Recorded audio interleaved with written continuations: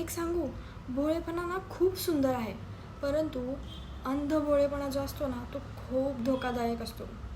म्हणून माणसाने कधीही जागरूक राहिलेलं कधीही चांगलं. हाय एव्हरीवन, मी डॉक्टर दिव्यानी.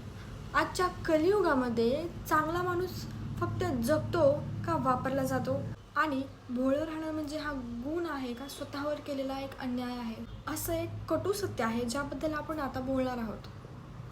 आजच्या या कलियुगामध्ये भोळं राहणं खरंच गरजेचं आहे का? या कलियुगामध्ये भोळं राहणं गरजेचं आहे का चालाक राहणं? कारण आजकालच्या कलियुगामध्ये खरेपणा दिसतच नाही. दिसतो तो माणसाचा कमकुवतपणा.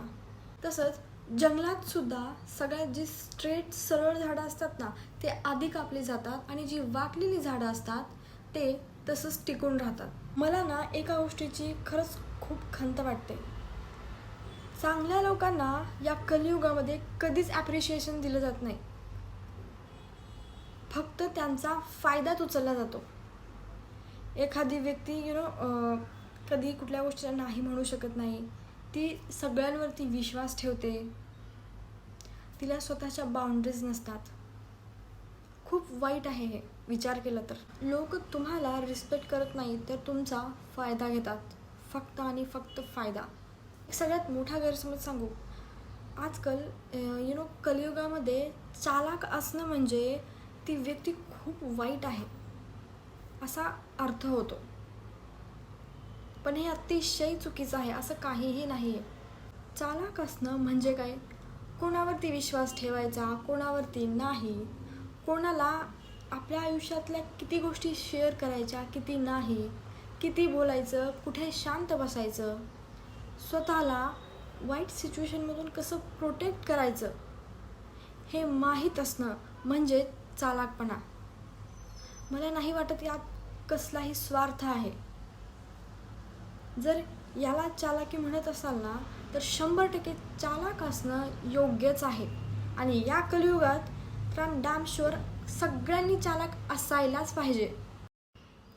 आता आपण भोळेपणा आणि बुद्धिमत्ता यातलं अंतर जाणून घेऊयात. जो भोळा माणूस असतो ना तो स्वतःवर सोडून सगळ्यांवरती विश्वास ठेवतो, आणि जो बुद्धिमान व्यक्ती असतो तो स्वतःवरही विश्वास ठेवतो, पण दुसऱ्यांवरती विश्वास ठेवायच्या आधी तो खूप वेळा त्या गोष्टी व्हेरीफाय करतो.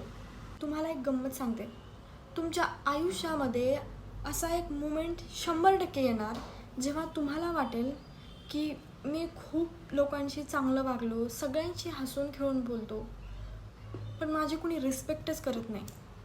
मला कुणी इज्जतीत बोलतच नाही. नेहमी माझा मजाक उडवतात, मला अंडर एस्टिमेट करतात. बरोबर आहे ना? भरपूर जणांना हा अनुभव आलेलाही असेल. तेव्हा तुला समजून जाईल की फक्त चांगुलपणा असून चालणार नाही. आपण एक स्ट्रॉंग पर्सनॅलिटी किंवा स्ट्रॉंग असणं खूप गरजेचं आहे. आणि तेव्हा तुला रिअलाइज होईल. भोळेपणाला मी वाईट म्हणत नाही आहे, परंतु त्या भोळेपणाचा जे लोक असे फायदा घेतात ना, माझा प्रॉब्लेम त्या लोकांशी आहे, त्या सिच्युएशनशी आहे. खरा गेम कशात आहे माहिती आहे? या कलियुगामध्ये मनाने तुम्ही भोळे राहा आणि बुद्धीने एकदम स्ट्रॉंग. एक सांगू, भोळेपणा ना खूप सुंदर आहे, खूप जास्त. पण याच भोळेपणाचा जर लोक गैरफायदा घेत असतील तर हा एक दोष आहे. कारण मी स्वतः या गोष्टीचा अनुभव घेतला आहे. एक गंमत सांगू. 2 व्यक्ती असतात. एका व्यक्तीला काही पैशांची मदत मागितली जाते आणि तो मदत करत राहतो, कधीच नाही म्हणत नाही. त्याच्या खिशात पैसे नसतील तरीसुद्धा तो नाही म्हणत नाही. त्याला हेही कळत नाही की आपली तंगी चालली आहे, या वेळेला नाही म्हणणं किती गरजेचं आहे. परंतु तो राहिला भोळा. तो कसा नाही म्हणणार? ॲज युजल तो त्याला पैसे देऊन टाकतो. दुसरा जो व्यक्ती असतो तो मदत करतो, सगळ्यांना मदत करतो, पण लिमिट क्रॉस न करता, मर्यादित राहून. जो पहिला व्यक्ती असतो त्याचा असाच लोक फायदा घेत राहतात आणि दुसऱ्या व्यक्तीला रिस्पेक्ट मिळत राहते. यू नो व्हॉट व्हाय? कारण त्यांनी त्याच्या बाउंड्रीज सेट केलेल्या आहेत. त्याच्या काही मर्यादा आहेत आणि त्या मर्यादा तो कोणालाच ओलांडू देत नाही. तुम्ही जेवढे चांगले असाल ना तेवढं तुम्हाला हे जग टेस्ट करणार.